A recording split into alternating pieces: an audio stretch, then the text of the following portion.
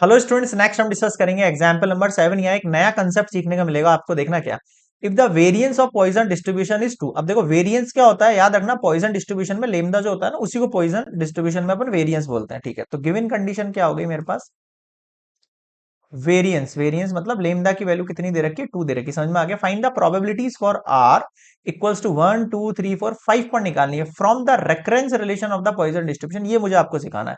सबसे पहले मैं आपको सिखाऊंगा पी एक्स इक्वल्स टू, अगर जीरो है मेरे पास, है ना, मेरा फॉर्मूला क्या होता है, p x equals to r, lambda की वैल्यू आर ई की power minus lambda upon may r factorial. अगर आर की वैल्यू जीरो है तो ये भी वन हो गया, ये भी वन हो गया, केवल इसका मतलब रहता है ई की पावर माइनस लेमदा का। जीरो वाले केस पे बता रहा हूं ना, तो ई की पावर -2, इसकी वैल्यू आपको पहले से गिवन है 0.1353। बताओ ये वाली चीज समझ में आई क्या? हाँ सर आ गई।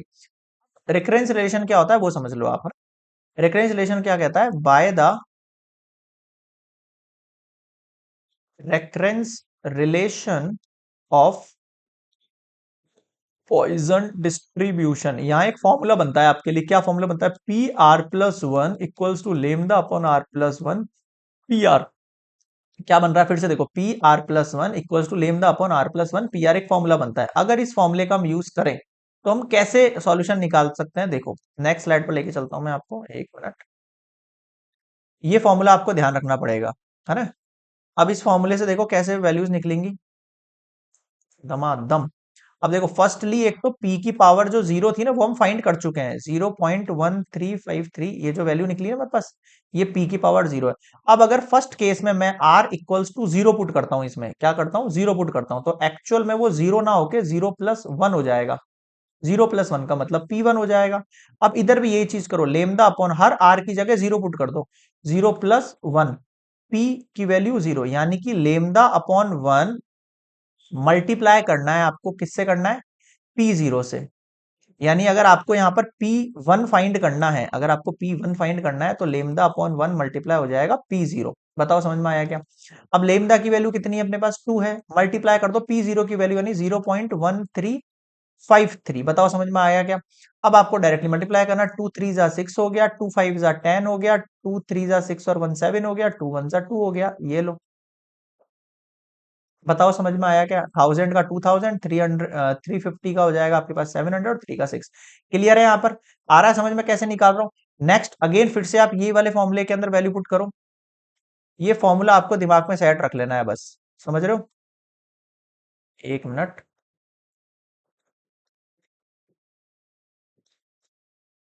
लो। अब आप वैल्यूज निकालो। देखो, अब देखो P1 की जो वैल्यू आई है ना, वही आपके लिए P2 में काम आएगी। इसकी वैल्यू क्या है आपके पास, 0.2706।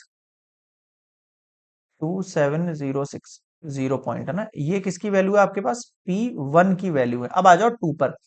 अगर मैं R की वैल्यू कितनी रखता हूं, इस बार 1 रखता हूं, तो P1+1 equals to lambda upon, यहां पर 1+1 मल्टीप्लाई P की वैल्यू भी 1। अब देखो ये कितना हो गया है, P2 हो गया है, लेमदा अपॉन 2 हो गया है, P1 हो गया है। लेमदा की वैल्यू 2 है, अपॉन में 2 है, मल्टीप्लाई में P1 की वैल्यू 0.2706 है। बताओ क्या समझ में नहीं आया? क्लियर है यहाँ पर? तो ये 2 से 2 कैंसिल आउट हो गई, ये तो और इजी हो गया आपके पास। बताओ P2 का वैल्यू भी कितना आ गया है आपके पास, 0.2706 आ गया है, 0.2706। अगेन P2 का वैल्यू आपके पास यही आ गया है। अब P3 का निकालना है, तो R की वैल्यू इस बार 2 रखो, 2+1। समझ में आ रहा है ना, हमने यहाँ पर देखो P2 निकाल दिया है। अब अपन P3 की तरफ बढ़ रहे हैं, 2+1 और फिर यहाँ पर 2, लेमदा अपॉन 3 है, मल्टीप्लाई में P2 है। ठीक है, लेमदा अपॉन 3, लेमदा की वैल्यू 2 पुट करनी है आपको, P2 की वैल्यू 0.2706 करनी है। अब आप इसको मल्टीप्लाई करो फटाफट से, 0.2706, इसको मल्टीप्लाई कर दो आप किससे, 2 से। ठीक है, और जो वैल्यू आई है आपके पास, एक सेकेंड, 0.5412। ठीक है, इसको आप डिवाइड कर दो किससे, 3 से। आंसर आ जाएगा 0.1804। ये आपके पास आंसर आया P3 का।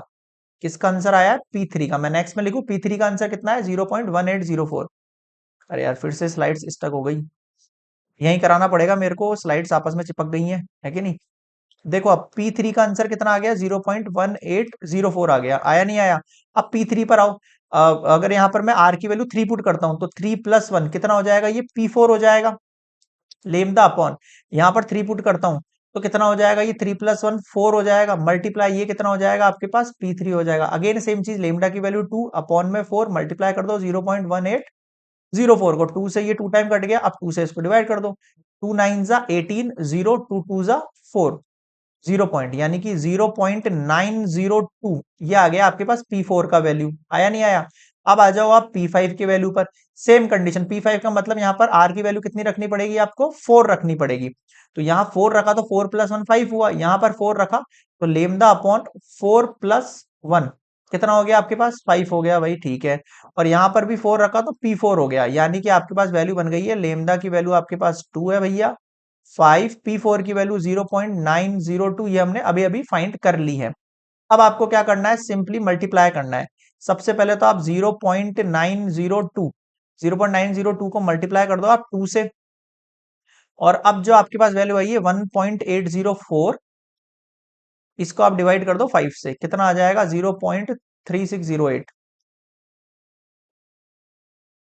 ये आ गई आपके पास P5 की वैल्यू। अब मुझे बताओ क्या समझ में नहीं आया, देखो मैं फिर बता रहा हूं, P1 की वैल्यू हमारे पास 0.2706 आई थी, P0 की वैल्यू ये आई थी, P1 की वैल्यू ये थी, अलग कलर से शो करके दिखाऊं मैं आपको, ये P1 की वैल्यू आई थी, ये आपके पास देख लो P2 की वैल्यू आई है, ये आपके पास देख लो P3 की वैल्यू आई है, ये आपके पास देख लो P4 की वैल्यू है, यहाँ पर साइड में देख लेना भाई, और ये आ गई आपके पास P5 की वैल्यू। बताओ समझ में आया क्या, कितना आसान है, बस आपको थोड़ा सा कॉन्सेप्ट ध्यान रखना है, पॉइजन डिस्ट्रीब्यूशन का थोड़ा सा अलग है, फॉर्मूला थोड़ा सा अजीब लगेगा आपको फर्स्ट टाइम में याद करोगे तो, बट हाँ 2 4 क्वेश्चंस निकालोगे तो आदत बन जाएगी, ऐसा कुछ नहीं है। क्लियर है यहाँ पे? So this is complete example number 7, और कोई भी डाउट लगे कमेंट सेक्शन में जरूर बताना, वीडियो पसंद आए तो प्लीज यार like share and subscribe Gajavakra academy. Next मिलेंगे एग्जाम्पल नंबर 8 पर, गुड बाय।